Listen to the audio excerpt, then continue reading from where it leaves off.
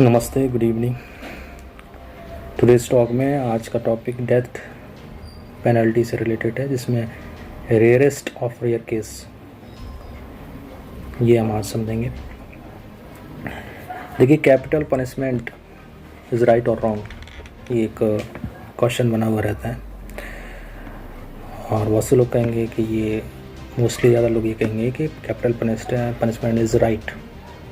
देखिए, it's depend on situation, क्योंकि fundamental right ये कहता है कि किसी की भी जान नहीं ली जा सकती है। राइट टू लाइफ है, तो सबका अधिकार है अपने जीने का। हाँ, बट एक केस हुआ था, बच्चन सिंह केस 1980 में पंजाब, जहाँ सुप्रीम कोर्ट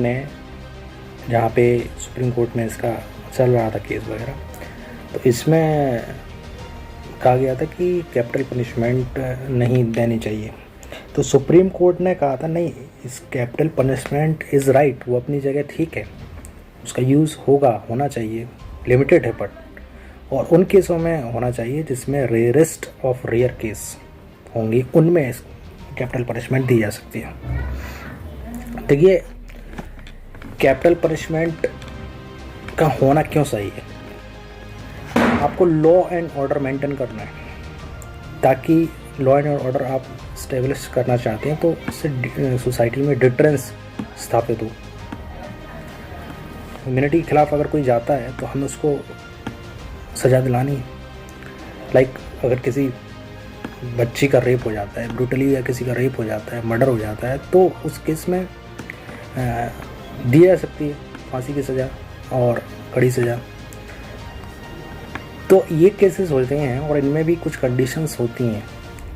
तो मैं उसी चीज़ को समझाने की कोशिश कर रहा हूँ कि सुप्रीम कोर्ट ने 1980 में कहा था रेयरेस्ट ऑफ रेयर केस में कैपिटल पनिशमेंट का यूज़ किया जा सकता है।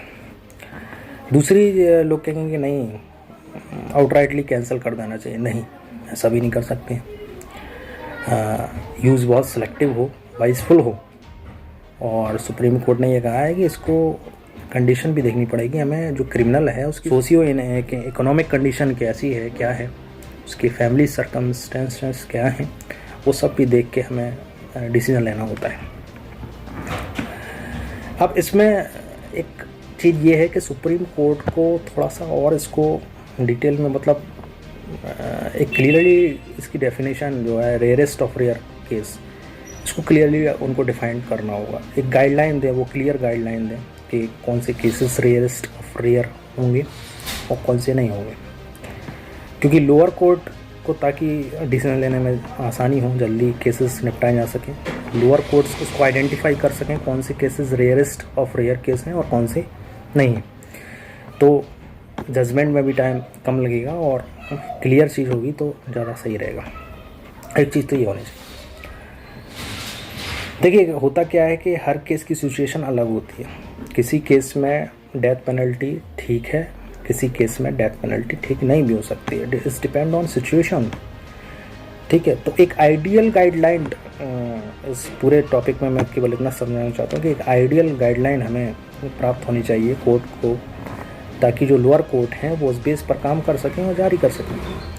वरना होता ये कि लोअर कोर्ट ने डेथ पेनल्टी दी, डेथ पनिशमेंट दी, तो फिर वो अपील होती है हायर कोर्ट में, तो वो केस आगे बढ़ता जाता है और उसमें टाइम भी ज़्यादा लगता है, और फिर वो सही है या नहीं है, रेयरेस्ट ऑफ रेयर केस है कि नहीं, ये इसको क्लियर डिफाइन ना होने की वजह से फिर वो डिसीजन भी चेंज होते हैं।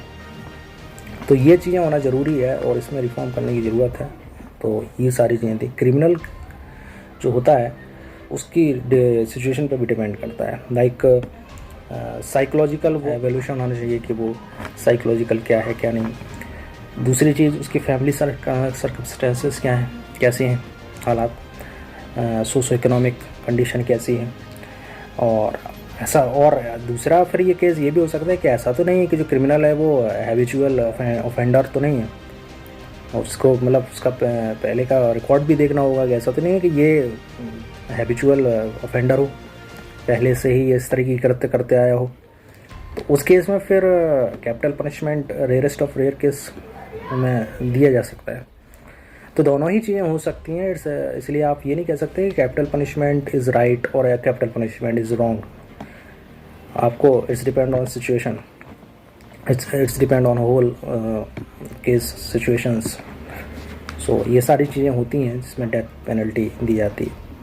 आई होप आपको ये समझ में आया होगा, थोड़ा सा डिस्कशन था। हालांकि टॉपिक बड़ा है, इसमें इतने से डिस्कशन से काम नहीं चलेगा, इसको डिटेल में फिर आगे जारी रखेंगे। और कुछ अगर ऐसे ऑर्डर आते हैं या कुछ भी न्यूज़ आती है तो उसको फिर हम इस टॉपिक में ऐड करेंगे और आगे हम इसको देखेंगे। तो आज के लिए इतना ही, थैंक यू।